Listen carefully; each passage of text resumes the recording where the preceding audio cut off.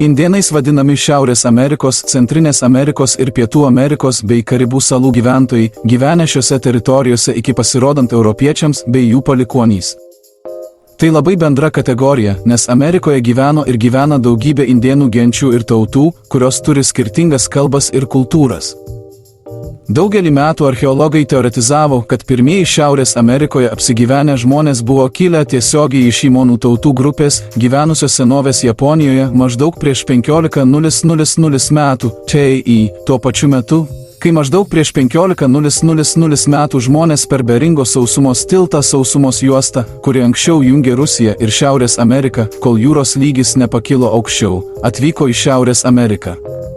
Ši teorija grindžiama archeologiniais akmeninių įrankių, ypač ginklų, strėlių, rastų Amerikos indėnų ir imonų gyvenvietėse panašumais. Manoma, kad Šiaurės Amerikoje rūkymas atsirado dar prieš 5000 metų ir ilgainiui tapo svarbių vietinių tautų bendruomeninių ir religinių renginių atributų. Tabaką šiam tikslui jie pradėjo naudoti tik prieš 500 metų. Išsiaiškinti, ką indėnai rūkė ankstesniais laikais, pabandė Vašingtono universiteto mokslininkai.